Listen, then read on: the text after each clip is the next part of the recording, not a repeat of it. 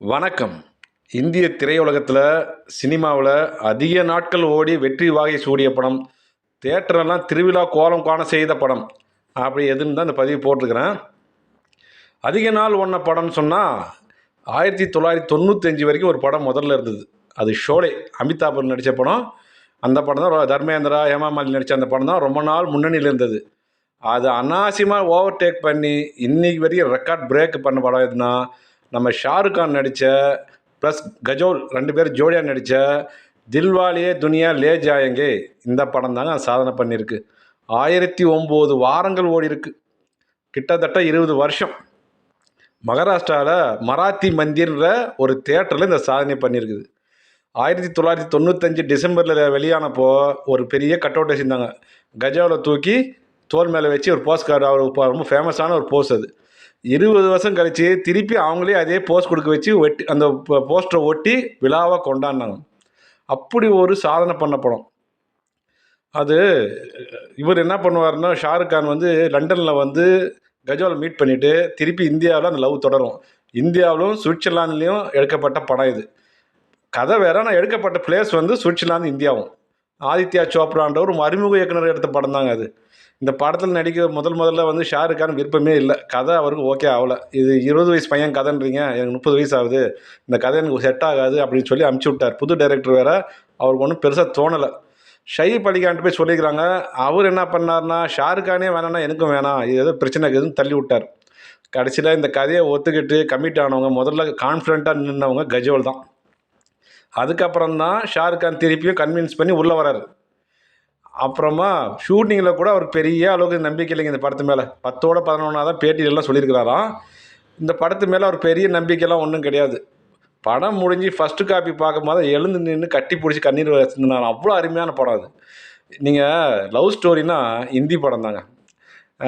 அந்த ஃபீலு, மியூசிக்கு, அந்த இது பாருங்கள், அந்த பிக்சரைசேஷன் எல்லாமே பார்க்குறவங்க அந்த ஃபீல் கடத்திடுவாங்க. லவ் ஃபீல் வரும். தமிழ் படங்களில் என்ன தான் 1-2 படத்தை தவிர மீதெல்லாம் நாடகம் மாதிரி தான் இருக்கும். அந்த மியூசிக்கு, பேக்ரவுண்டு, அந்த பிக்சரைசேஷன் இன்னும் வரல. இந்த படம் 2K கிட்ஸ்லாம் பார்த்தீங்கன்னா அதை ஃபீல் பண்ணலாம். இன்றைக்கும் கொண்டாடப்பட வேண்டிய ஒரு படம் அது. லண்டனில் 1 வருஷம் ஓடிக்குங்க. லண்டன்லேயே 1 வருஷம் ஓடின படம் இதுதான் நினைக்கிறேன். அதாவது இந்த படத்தினுடைய பாதிப்பில் இன்றைக்கி வரைக்கும் இந்திய திரையுலகில் எல்லா ரீஜினல் லாங்குவேஜ்லேயும் இருக்குது. எல்லா மாநில மொழி திரைப்படத்துலையும் இது மாதிரி ஒரு 15-20 படமாவது வந்திருக்கும். தமிழில் நிறையா படம் வந்திருக்கும். அது கடைசியாக வந்ததுன்னா உனக்கும் எனக்கும் சம்திங்னு த்ரிஷாவும் ஜெயரவி நடித்து இவர் பிரபுதேவன் டைரக்ட் பண்ண படம் தான் கடைசியாக அந்த படம். அந்த படத்துடைய பாதிப்பு இல்லாத படங்களை விரல் விட்டு எண்ணலாம். அந்த அளவுக்கு படம் சூப்பர். லவ் ஸ்டோரி ப்ளஸ் வந்து ஒரு குடும்ப உறவுகளுக்கு மரியாதை தர ஒரு படம். நீங்கள் படம் பார்த்தா தான் உங்களுக்கு அந்த ஃபீல் புரியும். இந்த படத்தில் முக்கியமானது இசைங்க, மியூசிக். அது கேட்கும் போது ஃபீல் வரும். புகழ்பெற்ற பாடல்கள் இந்த படத்தில் உண்டு. எப்போவுமே லவ் ஸ்டோரிக்கு மியூசிக்லாம் எடுபடாது. அது இல்லாமல் ஹீரோயின் காம்பினேஷன் அட்டகாசமாக ஒர்க் அவுட் ஆகிருக்கும். ஷாருக் கான் கஜலுக்கும் கெமிஸ்ட்ரி ஒர்க் அவுட் ஆகுதுன்றாங்க பார்த்தீங்களா. இந்த படம் பார்த்தா நீங்கள் தெரிஞ்சுக்கலாம். இந்த படம் வந்து 1995 அக்டோபர் ப்ளஸ் டிசம்பர் ரிலீஸ் ஆகிருக்கு. எடுத்தது வந்து 2016 அக்டோபர் வரைக்கும் ஓடி இருக்குது. என்ன சாதனை! என்ன தான் இது ஓடி ஓடி அந்த ப்ரொஜெக்டு ஃபிலிம்லாம் தேஞ்சே போயிருக்குமா? எப்படி தான் ஓட்டினாங்க? ரசிகர்கள் எப்படி சளைக்காமல் பார்த்தாங்க? இது ஒன்றுமே ஒரு மிராக்கலாக தான் இருக்குது. எவ்வளோ ஒரு மனசில் கவர்ந்த ஒரு மிஸ் பண்ண முடியாத ஒரு படம்னா அந்த அளவுக்கு ஒரு வரவேற்பு இருந்திருக்கும்.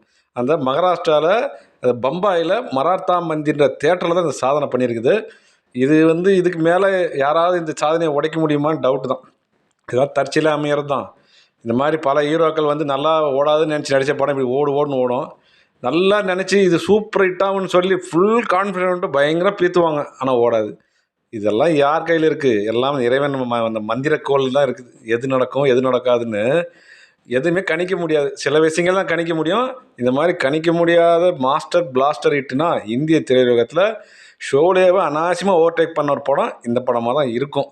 அதனால் இந்த படம் தான் 1009 வாரம், 1000 நாள் போட்டோம். போன முறை பதிவிலேருந்து 1000 நாள் ஓடின படம்னு போட்டோம் இல்லையா. இது 1009 வாரம் 20 வருஷம் கணக்கு. நீங்களே பார்த்துக்கோங்க. சரி, இந்த பதிவு பிடிச்சிருந்தா லைக் பண்ணுங்கள், ஷேர் பண்ணுங்கள், கமெண்ட் பண்ணுங்கள், முக்கியமாக சப்ஸ்கிரைப் பண்ணுங்கள். நன்றி, வணக்கம்.